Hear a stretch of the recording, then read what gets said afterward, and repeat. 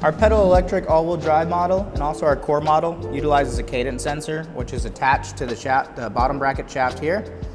And if you have any damaged wires or if there's a malfunction with the sensor itself, this can easily be replaced. So the first step you have to do is remove the crank arm here. And if you haven't done so already, you can go ahead and watch our crank arm removal and installation video. And this will help you along the process of how to remove and install the new cadence sensor.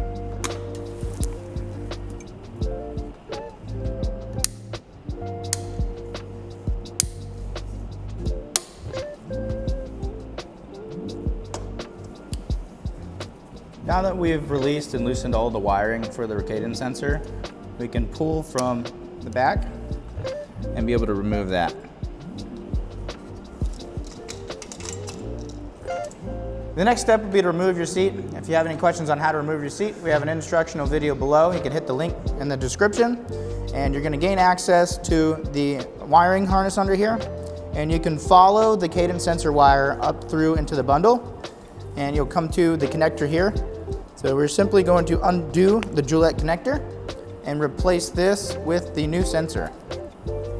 Now that we have our new sensor wired up, we're going to maneuver it under the bar here and then through the zip tie. You don't even have to cut the zip tie.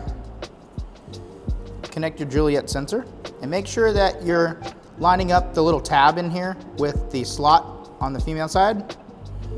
And this will ensure that you don't bend any pins. Once that is connected, you can tuck back in. After installing the seat and connecting the Juliet connector, next I'll show you how to reroute the wiring and re-zip tie the bundle, and this will complete our installation of the cadence sensor. After we've already plugged our connector in up on the controller, we're just gonna wire and zip tie. This is fairly simple. So you have splines on the inside here. This is like your bottom bracket. And the outside splines of the sensor here will hold in there. Meanwhile, the sensor is going to ride along the shaft on the bottom bracket. This is going to give you a signal to the controller, which is going to send a signal to the motor. And that's your pedal assist.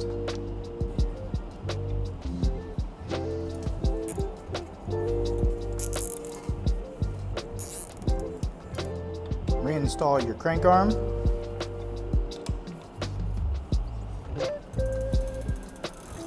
After we've installed the pedal assist sensor, we're going to go ahead and turn our bike on, and then we're going to test the sensor itself. Just go ahead and click once or twice to get the pedal assist sensor up.